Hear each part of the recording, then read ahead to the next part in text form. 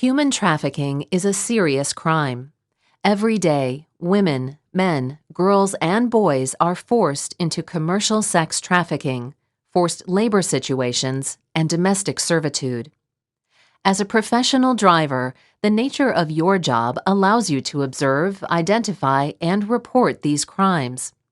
Drivers tend to frequent the most common places where many of these exchanges happen, including motels, restaurants, truck stops, rest areas, and gas stations. That puts you in a position to help disrupt established trafficking networks and enable law enforcement to rescue victims before it's too late. In this course, you will learn what human trafficking is, how to recognize it, and what you can do about it. Human trafficking is the use of force, fraud, or coercion to cause a person to provide labor or commercial sex. In short, it is a form of modern-day slavery. While human traffickers often physically abuse their victims, the crime most often involves psychological abuse. Victims of human trafficking are often lured with false promises of love and affection, well-paying jobs, stability, or education. Human traffickers use violence, personal, family threats, and manipulation to control their victims.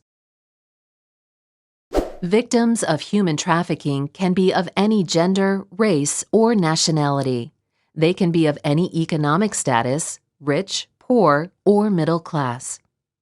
Traffickers take advantage of people who are suffering from extreme hardships or acts of violence, experience any form of discrimination or harassment, or face social instability. Certain populations are especially vulnerable, including those who are LGBTIQ, lesbian, gay, bisexual, transgender, transsexual, intersex, or queer questioning, disabled, displaced, runaway, homeless, migrants fleeing crisis, seeking asylum, affiliated with a minority religious group, or minors in the child welfare and juvenile justice systems. The bottom line, victims tend to be those who are vulnerable to being exploited. As a professional driver, you see and hear many things each day while on the road, including at truck stops, gas stations, restaurants, rest areas, and motels. It is important that you understand the signs of human trafficking, as they may not be as obvious as you think. There is no standard specific description or profile for a human trafficker. Traffickers can be as varied as their victims. They can be women or men, young or old, and of any race. How they manipulate their victims may not be apparent either. Physical restraints are not typically used, and at times, victims are psychologically manipulated so badly they don't even realize they are victims. Some traffickers may work alone, while others may be part of a gang or trafficking circle spanning multiple communities or states. When it comes to identifying a human trafficking victim, you need to pay attention to details. A victim being kidnapped and held hostage is a common perception when it comes to human trafficking. While there are cases like this, these are the minority. Most victims are held hostage psychologically.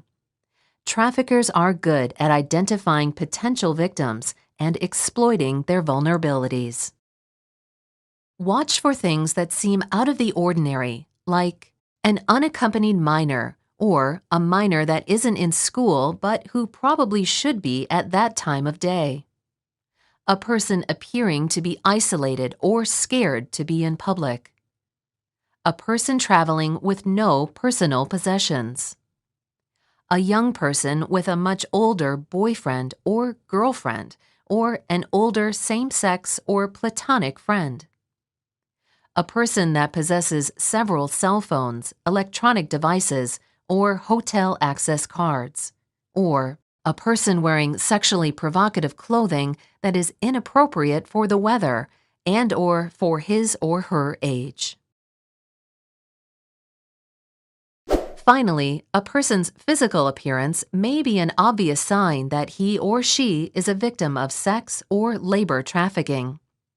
The person appears to be deprived of basic needs, food, water, sleep, or medical care. The person has visible cuts and bruises or untreated wounds or broken bones. The person appears to be under the influence of drugs and/or alcohol. Or the person has a tattoo in the shape of a dollar sign, crown, barcode, someone's name, or the word daddy. Transportation can be a critical part of human trafficking, as traffickers may move their victims around to maximize profits. Traffickers often use interstate highways to transport victims from one city or state to the next. When in and around truck stops, restaurants, parking lots, service stations, and hotels, be on the lookout for vehicles in a truck parking area that don't belong, such as a recreational vehicle among parked tractor trailers. Vehicles, taxis, or ride-sharing services that drop a person off at a truck stop, or hotel and pick up the person 20 to 30 minutes later can be suspicious. Watch for unusual signals or flashing lights between parked vehicles. Sometimes, flashing lights are a signal that a person is looking for a sexual encounter.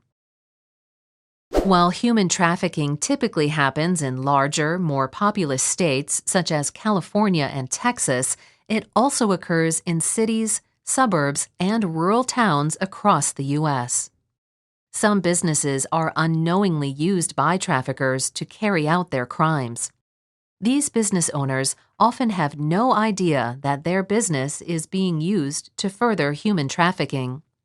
In other instances, the business may be profiting from the human trafficking crimes by taking a cut of the trafficker's profits in exchange for allowing the trafficking activities to continue without consequences.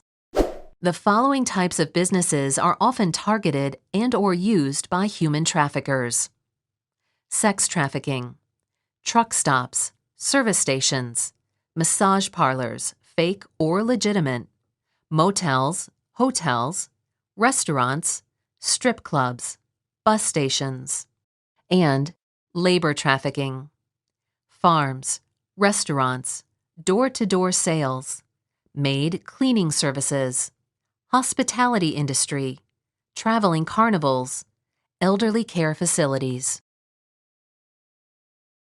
If you believe you've witnessed a human trafficking situation or have encountered a victim, act. Remember, those involved in sex or labor trafficking are crime victims. They did not choose the life that they are living and deserve your compassion and respect. If it's safe for you and the victim, try to engage him or her in a private conversation to see how he or she reacts. You can ask questions like, "Are you okay? Do you feel safe? Have you been hurt or threatened? Where are your parents? Do you have your own money? Has your family been threatened? Do you know where we are right now? Do you know where you're going? Or what do you do for work?" During your conversation, watch for any indication the victim needs help. In many cases, a victim will be too scared to tell you the truth or accept your help. This short interaction may give you enough proof that something is going on. Trust your instincts. If you suspect human trafficking, contact law enforcement as soon as possible. If you believe you are witnessing a crime in progress, dial 911. The quicker you act, the better. When contacting law enforcement, provide as much detail as possible, including a description of the people, height, weight, hair color, age, clothing, and vehicles, make, model, vehicle color, license plate number involved. The address, location where the suspicious activity took place, and the specific time and date you observed the suspicious activity. Never approach a trafficker. Leave this to law enforcement to handle. Approaching a trafficker can put both you and the victim in danger and could possibly interfere with the potential prosecution of the trafficker. You should now be able to describe human trafficking and identify those who are most at risk, recognize the signs of human trafficking, and explain how to respond appropriately when you suspect human trafficking is taking place. Now it's time to take the course exam. This exam includes 10 questions. Be aware if you close the exam before finishing, your answers will not be saved. You may take this exam more than once. Your highest score will be reported. To begin the course exam, select Next.